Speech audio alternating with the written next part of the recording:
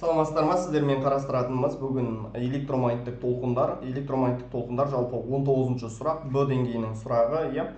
Енді электромагниттік толқындарға жалпы қандай сұрақтар кездесетінін қарастырып жіберейік. Электромагниттік толқынның ұзындығы, электромагниттік толқындардың шкаласы, Рикург деген білесіздер, иә. Және электромагниттік толқындардың қасиеттері, интерференция, дифракция, одан кейін жаңа шағылу деген сияқты нәрселер бар, иә. Одан кейін бізде сыну, дисперсиясы деген сияқты. Сосын радиобайланыстың принциптері, детекторлеу, модуляция, сосын радиолокация туралы сұрақтар кездеседі. Сонымен қатар осы электромагниттік толқындардың бастамасында Максвеллдің гипотезасы деген бар, білесіздер. Осы Максвеллдің гипотезасы да кездеседі екен. Енді жалпы бірінші сұрақтан бастайық. Максвелл болжамы бойынша дейді. Максвелл болжамы бойынша өзгеретін магнит өрісі қоршаған кеңістікте айнымалы электр өрісін тудырады дейді. Белгілі магнит өрісінің индукциясы арта бастағанда пайда болатын құйынды электр өрістің кернеулік векторының бағыты қандай болады? Бұл бізде бірінші сурет бұған сәйкес келеді.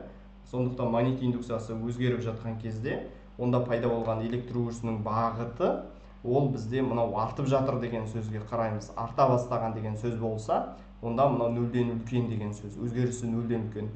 Егер кеми бастаған деген сөз болса, ол нөлден кіші болады. Сонда арта бастаса, ол магнит өрісінің индукциясы арта бастаса, онда пайда болатын электр өрісінің бағыты сағат тіліне бағыттас болады. Ал кеми бастайтын болса, пайда болатын электр өрісінің бағыты сағат тіліне қарама-қарсы болады. Ал егер кернеуліктің өзгерісі артатын болса, пайда болатын магнит индукциясы сағат тілімен бағыттас, ал керісінше болса қарама-қарсы болады. Енді бұл жерде мына жақта индукция берілмеген, мына жақта керісінше не беріп қойған бізде? Жаңағы кернеулікті бермеген, кернеулік жазылмаған, сызылмаған, сондықтан бұл жерде жауабы А болады. Жақсы, келесі сұраққа тоқталайық. Келесі сұрақ 1500 кГц жиілікпен жұмыс жасайтын радиостанция генераторының жұмысының сыйымдылығы берілген. Енді сіздерден сұрап тұрғаны индуктивтілігі қандай болады дейді. Бұл жерде енді жазған кезде біз мына 1500 кГц дегенде 1,5, оның 6 дәрежесі герц деп жазып алсақ, бізге удобно болады. Одан кейін бізге сыйымдылығы берілген, ол 400 пикофарад. Пико деген оның -12 дәрежесі фарад. Енді бізден сұрап тұрғаны индуктивтілігін тап дейді. Енді сіздер бұл жерде білесіздер, жиіліктің формуласы бізде 2π түбірдің астында LC деген формуламен анықтаймыз. Мына жерде с-ның керегі жоқ, бізге ол артық берілген. Енді осы жерде түбірдің астын табу үшін біз екі жақты квадраттаймыз. Сонда нью квадрат 1 бөлінген 2π, мынау жерде 2 емес, енді қазір квадраттағанда 4 болып кетеді. Сонда 4π квадрат LC болды. Енді осы жерде мен индуктивтілікті табатын болсам, ол 1 бөлінген 4π квадрат нью квадрат көбейтілген с деген формуламен анықтаймыз. Орнына қояйық. Енді 4π-дің квадраты бізде 10, ньюдің квадраты бізде 2,25, оның 12 дәрежесі көбейтілген 400, оның -12 дәрежесі деп алам. Сонда бізде жауабы 28 микрогенри деген жауап шығады екен. Келесі сұрағымыз вакуумде жиілігі берілген біртекті ортада тарайтын толқынның ұзындығы қандай? Яғни жиілігі бізде вакуумдегі жиілік пен біртекті ортадағы жиілік бірдей болады. Сондықтан, яғни вакуумнен біртекті ортаға өткенде жиілік өзгермейді. Сондықтан вакуумдегі жиілікті ала береміз. 6 герц, біртекті орта берілген, біртекті орта 2,4 көбейтілген оның 8 дәрежесі метр секунд деп аламыз. Енді бізге толқын ұзындығын тап дейді. Мында кило дегенде ескеріп тұрмыз. Кило деген 3 дәреже, сонда 5 дәреже, 8 дәреже болады. Енді бұл жерде не үшін бұл Б деңгейінің есебі? Өйткені бірінші вакуумдегі жиілікті беріп қойған, сосын біртекті ортадағы жиілік қалай өзгере ма, өзгермей ма, соны біле ма, білмей ма деген нәрсені тексеріп жатыр. Сонымен бізде толқын ұзындығын табу үшін біз жылдамдықты жиілікке не істей саламыз? Бөле саламыз. 2,4 оның 8 дәрежесі, осыны бөлеміз. Бізде 2 көбейтілген оның 6 дәрежесіне. Сонда 2,4-ті 2-ге бөлсек 1,2 көбейтілген оның 2 дәрежесі метр, ол дегеніміз бізде 120 метр болады деген сөз. Келесі сұрағымызға кеттік. Келесі сұрағымыз толқын ұзындығы берілген. Толқын ұзындығы бізге жиілігін тап дейді. Толқын ұзындығы 800 микрометр. Енді микро деген оның -6 дәрежесі. Мен бұл жерде 0,8 деп ала салам. 0,8 көбейтілген оның -3 дәрежесі метр деп алам. Енді маған жиілігін тап дейді. Толқын ұзындығын білесіздер, ол жарық жылдамдығын жиілікке бөлеміз. Осы жерден біз жиілікті табатын болсақ, жарық жылдамдығын толқын ұзындығына бөлеміз. Сонда 3 көбейтілген оның 8 дәрежесі бөлеміз 0,8 көбейтілген оның -3 дәрежесі. 3-ті 0,8-ге бөлетін болсақ, 3-те 75 шығады, -3 дәреже үстіге барғанда плюс болады, 11 дәрежесі герц болады екен.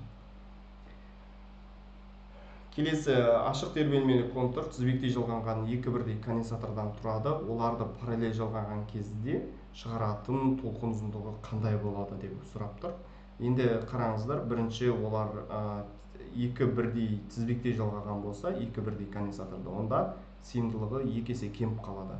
Ал егер біз оларды параллель жалғайтын болсақ, онда сыйымдылығы 2 есе артады. Сонда бұл жерде жалпы параллель жалғағандағы сыйымдылық ол тізбектей жалғағандағы сыйымдылықтан 4 есе көп деген сөзді. Онда сыйымдылығы 4 есе артса, онда толқын ұзындығы қалай шығады? Толқын ұзындығы деген с көбейтілген т. Бұл жерден с, мына жақта 2π түбірасында LC деген формуламен аламыз. Сонда толқын ұзындығы тура пропорционал түбірдің астындағы сыйымдылыққа. Сыйымдылық 4 есе артатын болса, толқын ұзындығы 2 есе артады деп шығара саласыздар. Келесі 6-шы сұрақ шамамен сондай сұрақ. Бұл жерде сурет бір конденсатор индуктивтілігі әртүрлі катушкаларда жалғана алатын тербелмелі контур көрсетілген дейді. Бірінші жағдайда көріп отырсыздар, бірінші жағдайда бұл 4L болған жағдайда контур толқын ұзындығы лямбда электромагниттік толқындар шығарады. Екінші жағдайға ауыстырғанда электромагниттік толқынның ұзындығы қалай өзгереді деп сұрап тұр. Екінші жағдайға ауыстырған кезде электромагниттік толқынның ұзындығы қалай өзгереді? Бірінші күйде ол индуктивтілігі L жалғанып тұр. Ол кезде толқын ұзындығы лямбда болған. Екінші күйді қосқан кезде ол бізде 4 лямбда болды. 4 лямбда болып тұр. Сондықтан бұл жерде индуктивтілігі мынау бірінші күй дегеніміз ол мынау ғой, бізде 4 лямбда өзі болған, 4 лямбда болып тұрған.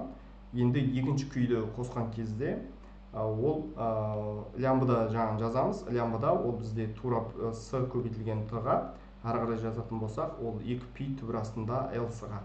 Енді бұл жерден толқын ұзындығы тура пропорционал түбірдің астындағы L-ға ғой. Сонда L-дің орнына 4L келіп тұр. 4L болатын болса, толқын ұзындығы 2 есе артады деген жауапты аламыз. Келесі есебімізде бізде радио қабылдау контуры берілген, индуктивтілігі берілген. Индуктивтілігі бізде 10 микрогенри. Микро деген оның -6 дәрежесі генри болған.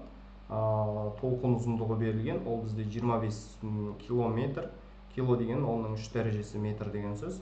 Енді сіздерге конденсатордың сыйымдылығын тап дейді.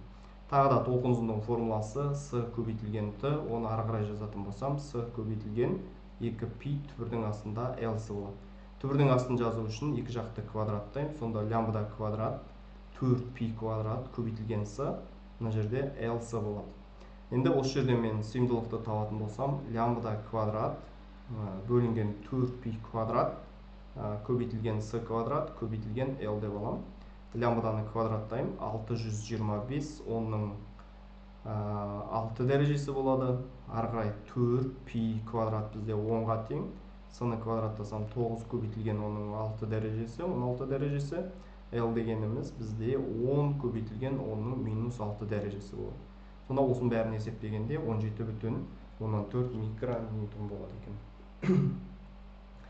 Келесі есебіміз дәл сондай есеп, яғни мына жерде толқын ұзындығы берілген 40 метр болған. Индуктивтілігі бізде 100 микрогенри, микро оның -6 дәрежесі генри. Енді бізден сұрап тұрған сыйымдылығын тап деп. Бірден жаза салайын. Сыйымдылық табу үшін лямбда квадрат бөлінген 4π квадрат с квадрат дейміз. көбейтілген L деп ала саламыз деген сөз. Жаңағы жоғарыдағы формула ғой, түрлендірілген формула. Осының орнына қойдым. Сонда 40-тың квадраты 1600, бөлеміз 4, пидің квадраты 10, сыны квадраттасақ 9 көбейтілген оның 16 дәрежесі. L дегеніміз бізде 100 көбейтілген оның минус 6 дәрежесі. Сонымен бізде 4,4 пикофарад болады деген сөз. Келесі есебіміз қабылдағыш контур берілген, яғни сізге уақыт берілген, уақыттың өзгерісі 1 миллисекунд. Енді бұл жерде миллисекунд айналдырудың керегі жоқ, өйткені мына жерде де миллимен тұр. Ток күшінің өзгерісі берілген, ток күшінің өзгерісі 400 миллиампер болған. Электр қозғаушы күш берілген. Электр қозғаушы күш бізде 0,8 вольт болған. Одан кейін бізге символы берілген 2,45 пико деген оның минус 12 дәрежесі фарад болған. Енді сізден сұрап тұрғаны толқын ұзындығын тап деп тұр. Толқын ұзындығын табу үшін бірінші біз өздік индукцияның формуласына қолданамыз. Минус L делта I бөлінген делта T деген формуланы қолданамыз. Осы жерде минус таңбаны ескермейміз, L-ді тауып алу керекпіз. L табу үшін эпсилон I көбейтілген делта T бөлінген делта I дей саламыз. Болды, осының орнына эпсилон бізде 0,18, бұл бірге тең уақыт, осыны бөлеміз 400 көбейтілген 400-ге. 0,18 400-ге бөліп тастаймыз, 0,02 болады. Яғни 2 көбейтілген оның минус 3 дәрежесі Генри деген сияқты 0,02. Ары қарай бізде толқын ұзындығын табу үшін біз жарық жылдамдығын периодқа көбейтеміз. Оны табу үшін біз 2π түбір астында LC дей саламыз. Осының орнына қоямыз. Сының орнына мен 3,14-ті қойдым. 3 көбейтілген оның 8 дәрежесі 2, 3,14 түбірдің астында L-дің орнына 0,02-ні қоя берейін. Сының орнына бізде 2,45 көбейтілген оның минус 12 дәрежесі болды. Енді осының бәрін есептеген кезде бізде жүк шамамен 131 метр шығады екен. Қазір есептеп көре салайын. 2,45-ті осыны түбірден шығарам. 3-ке көбейтем 6,28-ге. 0,02 2,45-ге көбейттім. Және осыны түбірден шығардым. Көбейтемін 6,28-ге. Көбейтемін 3-ге. Жүк шамамен алғанда 131 метр шығар екен жауабы. Вакуумдегі толқын ұзындығы берілген, ол бізде 500 сантиметр дейді. Енді бұл жерде 500 сантиметрді айналдырудың да керегі жоқ. С1 дейміз, 500 сантиметр деп жаза беріңіздер.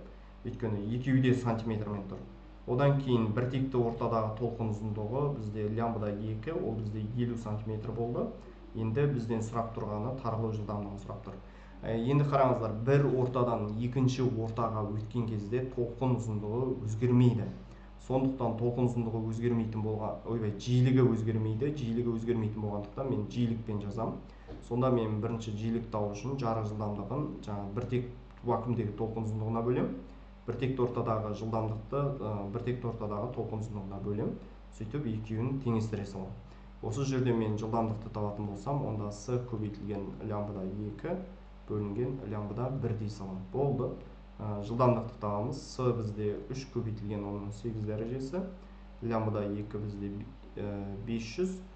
Осыны бөлемі 50, осыны 500-ге бөлеміз. Сонда 3 көбейтілген оның 8 дәрежесі деген жауап шығады екен. Міне осындай жауап болады. Енді келесі бізде сұрақтар. 11-ші сұрақ. Суретте жарық дисперсиясын бақылау тәжірибесі көрсетілген ақ жарықтың призмадан өткенде жеті түске жіктелуінің себебі не деген сұрақ болып тұр. Бұл жердегі сұрақтың жауабы міне. Бірінші жағдайда айтып тұр, призмадан жасалатын шынының тығыздығы біртекті болмауы дейді. Бұл дұрыс емес. Призма жасалатын шынның құрылымына байланысты жарық жіктеледі дейді. Дұрыс емес. Енді қараңыздар, қызыл сәуленің орта ішіндегі жылдамдығы үлкен, сондықтан ол аз сынады, ал күлгін сәуленің жылдамдығы аз, сондықтан ол көбірек сынады. Сондықтан призма жарықты жіктейді деген жауапты аласыздар. Бұл жерде жауабы С жауабы болады. Енді бұны жаттап алу керек бұндай жауап. Келесі электромагниттік толқынға жатпайтын сәуленің түрі ол бізде бетта сәуле.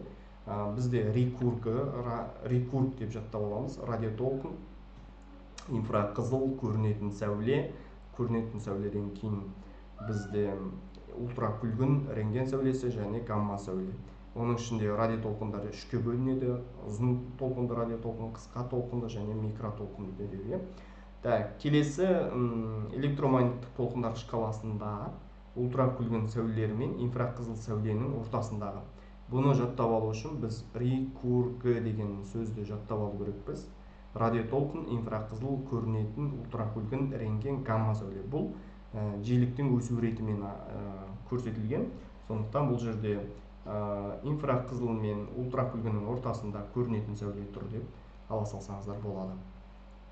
Металдың бетіне, диэлектрик бетіне түскен электромагниттік толқынның шағылу сипаты дейді. Электромагниттік толқынды электрик металл бетіне мүлдем шағылмайды, толықтай жұтылады. Дұрыс емес.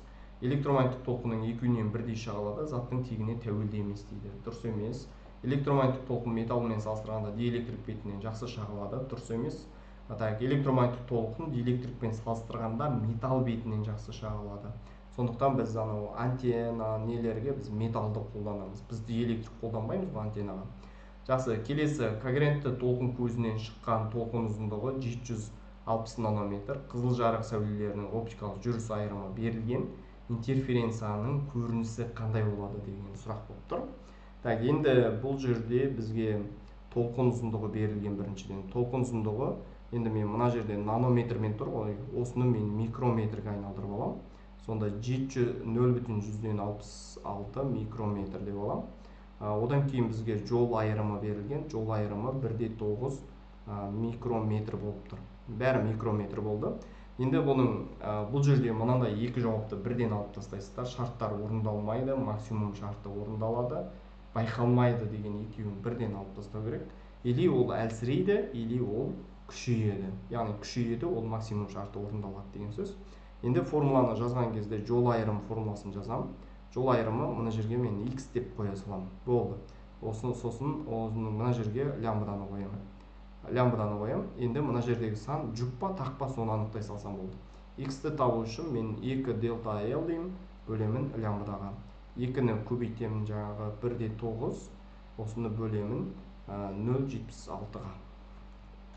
Сонымен 2-ні көбейттім 1,9-ға, бөлемін 0,76-ға.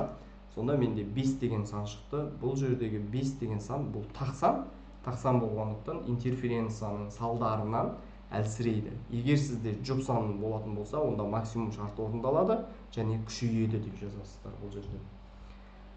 Жақсы, келесі сұрағымыз: радиолокатор сигнал нысаннан шағылып қайта оралу уақыты 300 микросекунд деп айтыпты.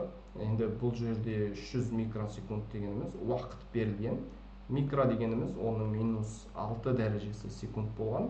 Енді орналасу қашықтығы дейді.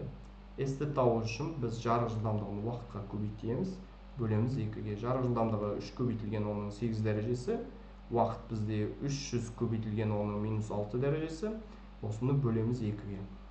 Сонда 900 2-ге бөлеміз 45 километр деген жауап шығады. Келесі сұрағымыз бізде радиолокатор, тура сонда есеп. Бұл жерде уақытты мынаны дұрыстап келтіріп алыңыздар. Бұл 4 көбейтілген оның -4 дәрежесі секунд деп аласыздар. Арақашықтықты тауып керек. Арақашықтықты жаңа радиолокатормен шығарасыздар. С көбейтілген Т бөлінген 2. Сонымен бізде 3 көбейтілген оның 8 дәрежесі, 4 көбейтілген оның -4 дәрежесі бөлінген 2. 3-ті 4-пен көбейтсең 120, бұл жерде 60 км деген жауап шығады. Келесі есебімізде тура сонда есеп. Радиолокатор ұзақтығы берілген, оның -4 дәрежесі секунд. И бөлеміз арақашықтық. Тағы да барды, қайтып келді. С-ті бөлінген 2. 3 көбейтілген оның 8 дәрежесі, көбейтеміз оның -4 дәрежесі, бөлінген 2. 3-ті 2-ге бөлеміз, 1,5 15 км деген сияқты. Міне көріңіздер, осындай есептер өте жақсы кездеседі. Келесі есепте тағы да сондай уақыт берілген 0,6 миллисекунд. Милли дегеніміз оның минус 3 дәрежесі секунд болды. Енді объектіге дейінгі қашықтық S тең болады СТ бөлінген 2 болды. С бізде 3 көбейтілген оның 8 дәрежесі, 0,6 көбейтілген оның минус 3 дәрежесі бөлеміз 2-ге. Бұл жерде 3-ті жаңағы 0,6-ға көбейттім, бөлдім 2-ге 90 километр деген жауапты аласыздар. Так, енді келесі радиолокацияның жиілігі берілген, радиолокатордың барлау қашықтығы. Енді мына жақта сіздерге жиілік берілген 6 кГц деп тұр. 6 көбейтілген оның плюс 3 дәрежесі герц болған. Енді бізге барлау қашықтығын табу керек. Бұл жерде бірінші периодты тауып алу керек. Период табу үшін бірді жиілікке бөлесіз. Ал жүрген жолды табу үшін жылдамдықпен периодты көбейтесіз, бөлесіз 2-ге деген сөз ғой. Сонда бірді бөлеміз жаңағы 6 10-ның 3 дәрежесіне бөліп тастаймыз.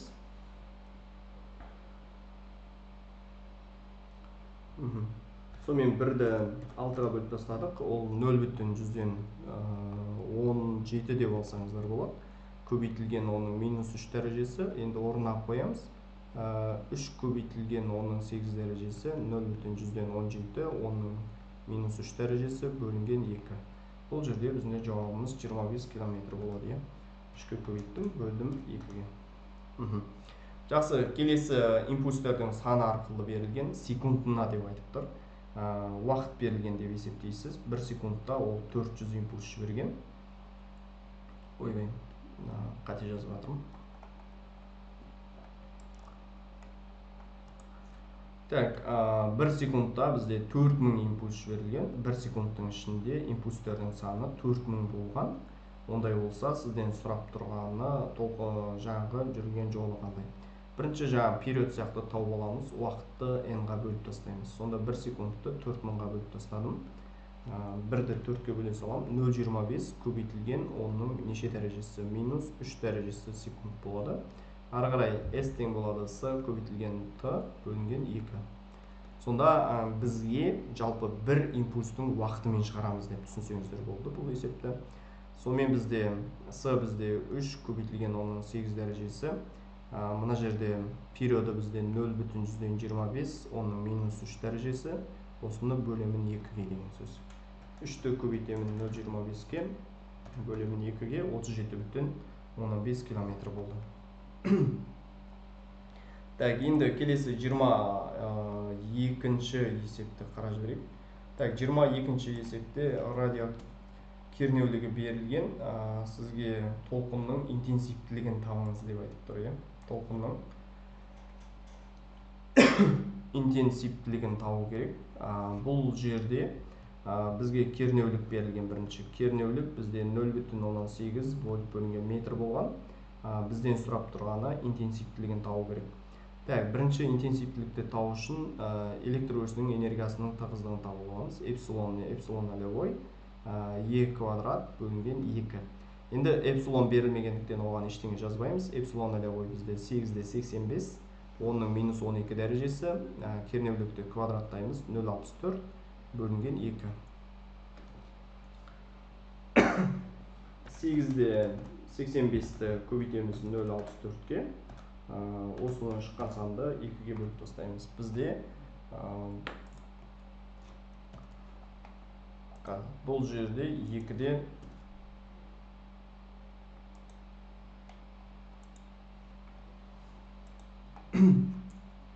енді 2,83 шықты. 2,83 джоуль бөлінген метр куб деген жауап шықты. Енді осыны ары қарай шығарамыз. Ары қарай шығаратын болсақ, интенсивтілікті табамыз. Интенсивтілікті табу үшін біз осы энергияның тығыздығын жарық жылдамдығына көбейте саламыз.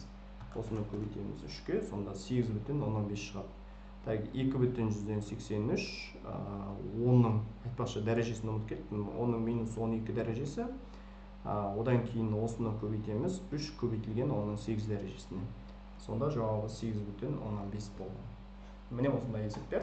бүгін сіздермен жалпы электромагниттік толқындар бойынша есептер аяқталды. Жалпы электромагниттік толқындар бойынша балалар шамамен осындай есептер келеді.